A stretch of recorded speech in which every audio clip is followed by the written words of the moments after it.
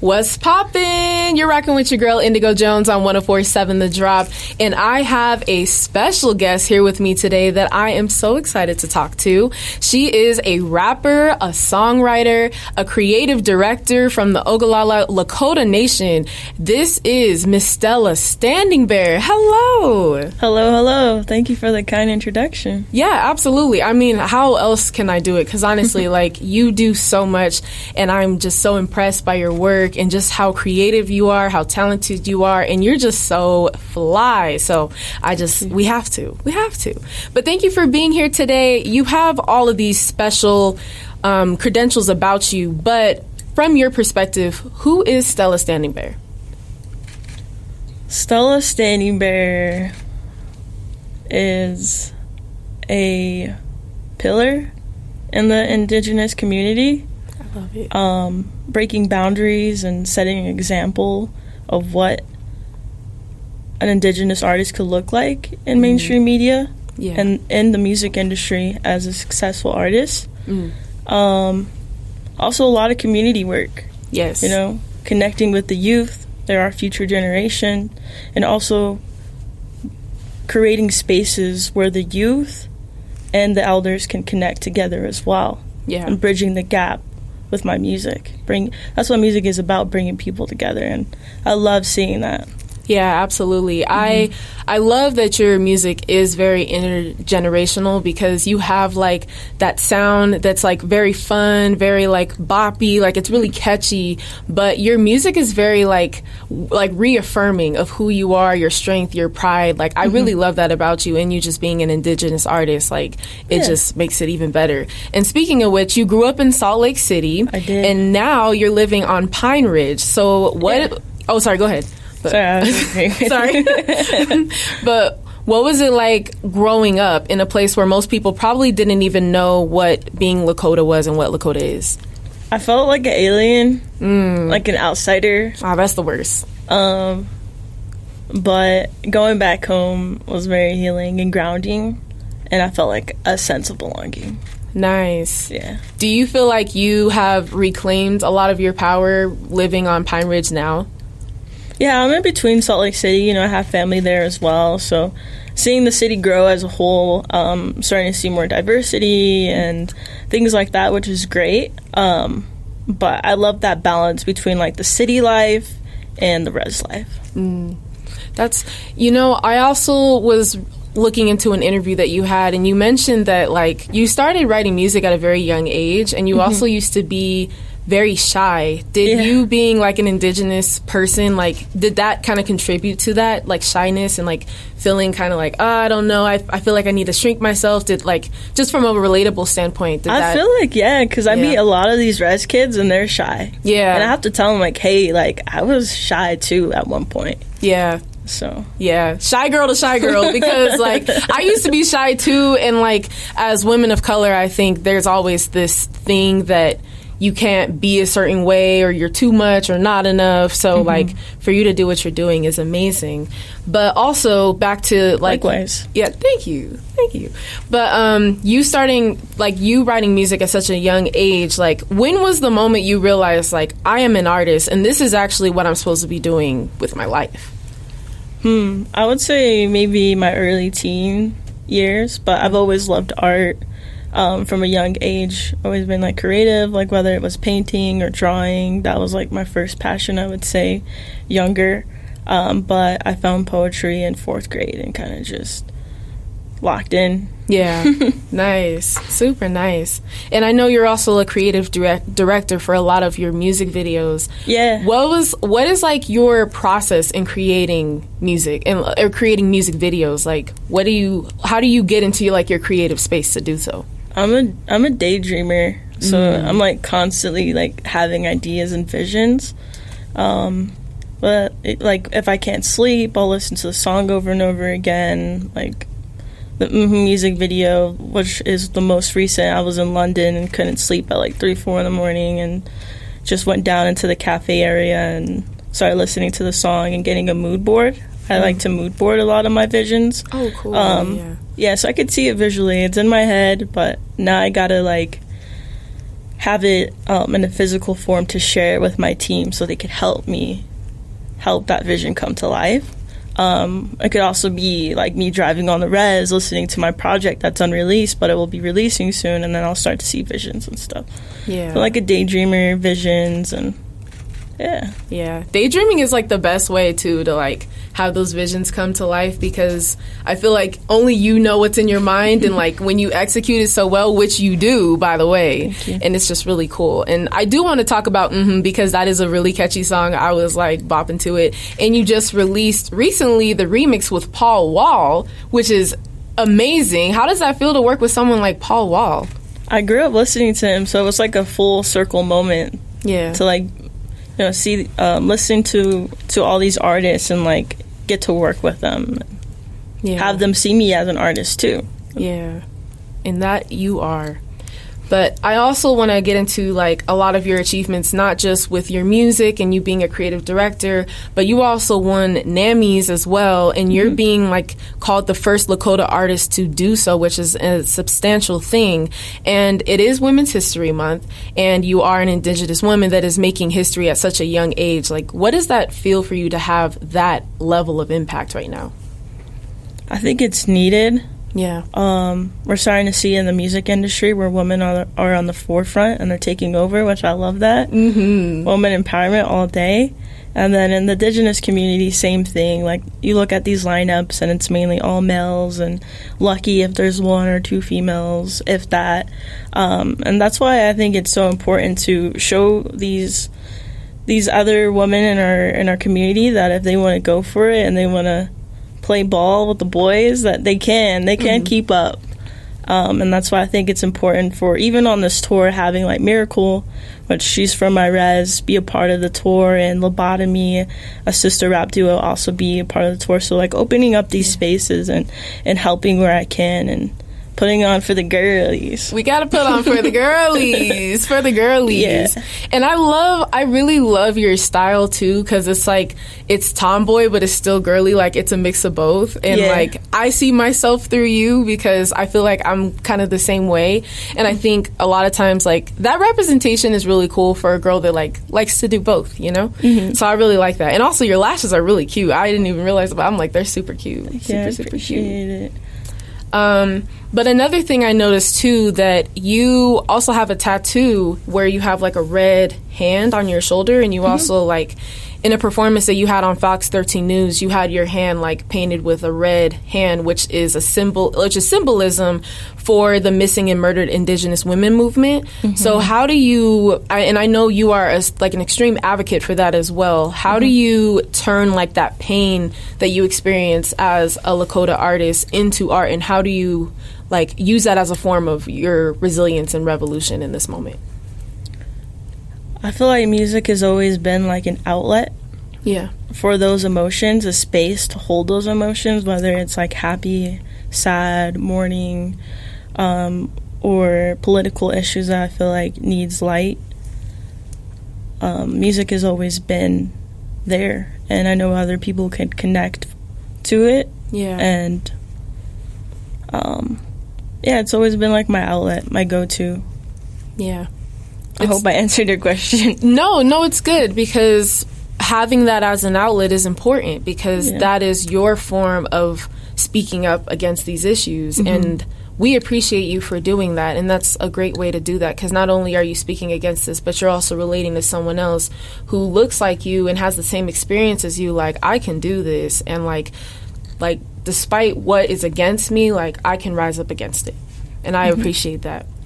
And I do also want to talk more, even in that conversation of like being resilient. So you have a song called Skoden, which is really catchy, and like it is like a sample of like Teach Me How to Dougie, which I really like, and the dance is super cool. I saw it on your On the Radar freestyle, which is amazing, by the way. Thank you. It blew up online, and suddenly people who have like probably never even set foot near a reservation or have no idea like what the culture is are like singing along and vibing to your music. How does that feel when someone who's not Indigenous like connects with your music in that way? And how does it feel? It was a really cool moment for people that ask like, what does Skoden mean? or like what is fry bread, what are powwows. It was like a fun way to like celebrate our culture and have that indigenous empowerment. They'll feel like they have an anthem to sing with, but also for the people who are not familiar with our culture to ask questions and like have that opportunity to educate themselves on our culture. Yeah. So yeah, it was a cool moment. Do you ever have people like come up to you and they like start doing the dance with you as well? Yeah, I'm the Skodan girl for life. I love it. I love it. I love it. Yeah, it was like a smash up. The original was like a smash up of Ski and Teach Me How to Dougie. I love it even more because it was like Skodan, you know, instead of Ski. Instead of Ski. Yeah, there's a backstory to that, but yeah. What's the backstory? So we were in Blue Mountain or Blue River, Colorado, right? Was it Blue River? Okay, I'm just gonna say we were at one of the communities in Arizona to do a show, and I had my dancers with me, and this is when Ski just came out. So they're like, Ski. I'm like, hey, we're not going to be on someone else's res going around saying Ski. Like, let's come up with something fresh. Let's come up with something new. So I'm like, why don't we do Skodan? And so we just stuck with that the whole trip.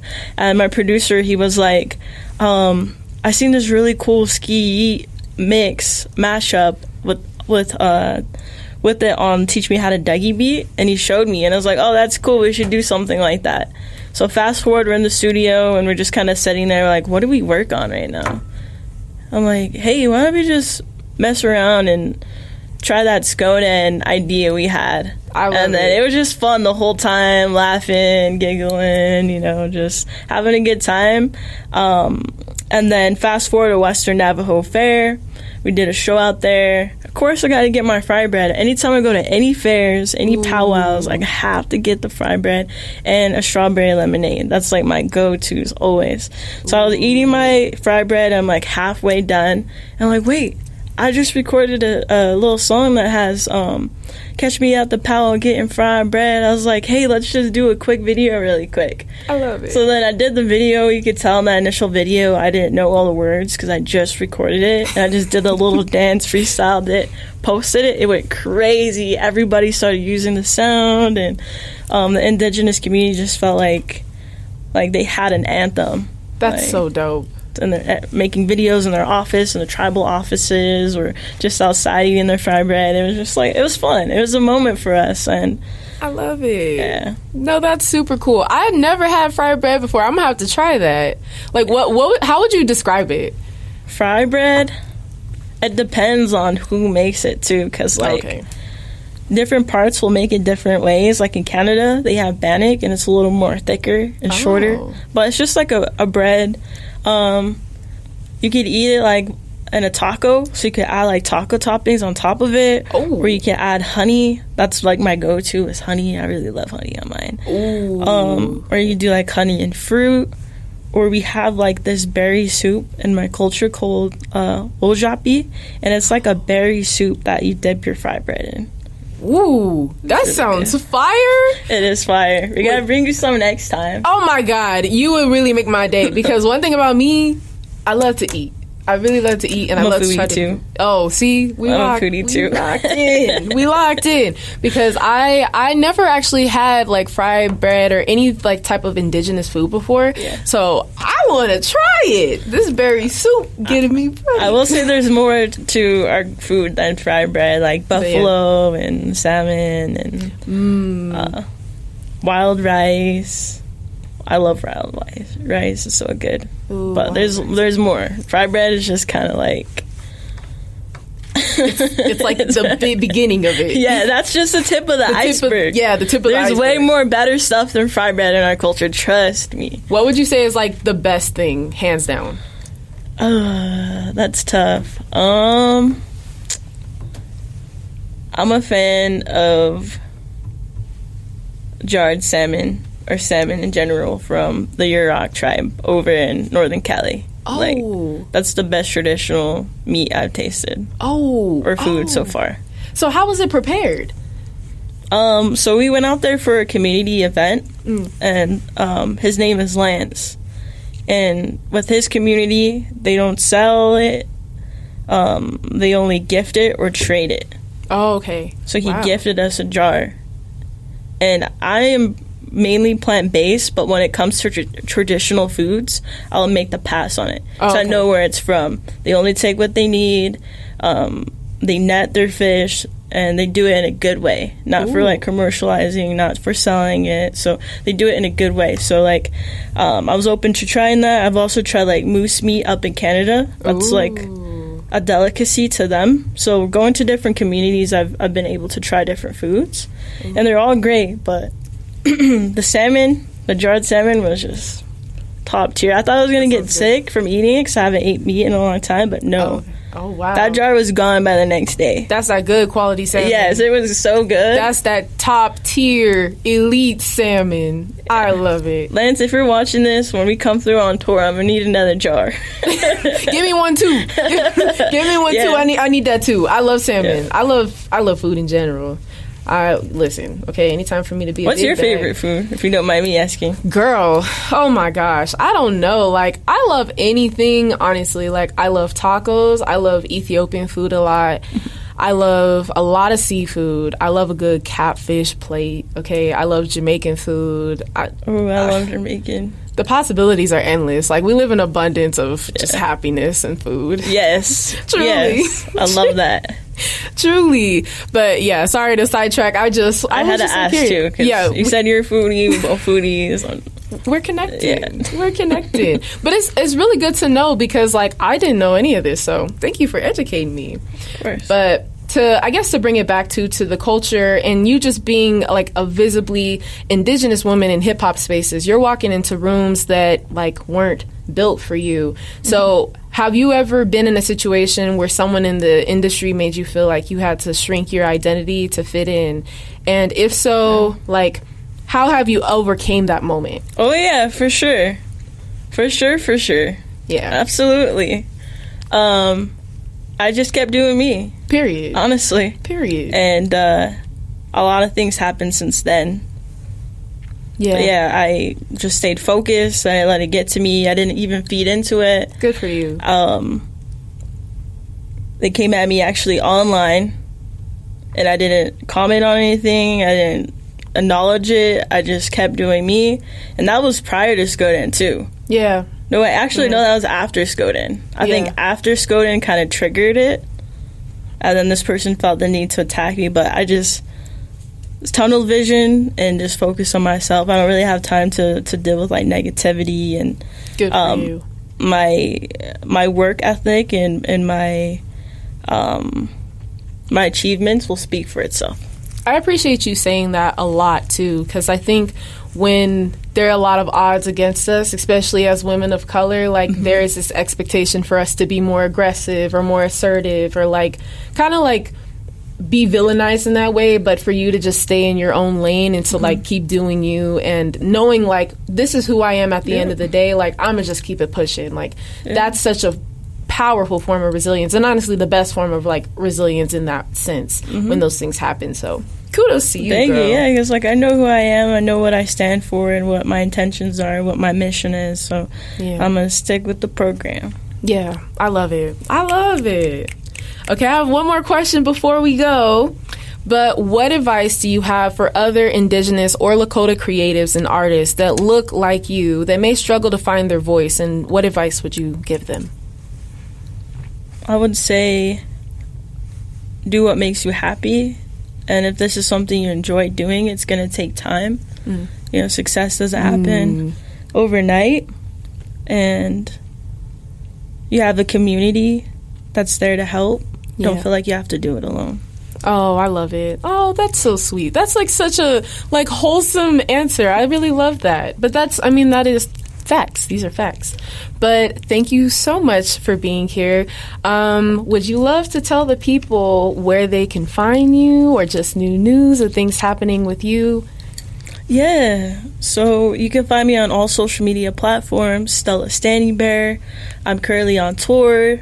Off the Rez Tour. We're hitting all the West Coast, and then we're going to make our way east. So stay tuned. New music, always.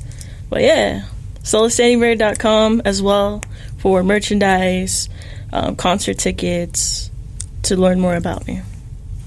Thank you so much, Stella Standingbear. Thank you for tuning in to 104.7 The Drop with your girl, Indigo Jones. I had such a pleasure speaking to you today. This has been really filling to me in my cup, so I hope that you feel poured into as well.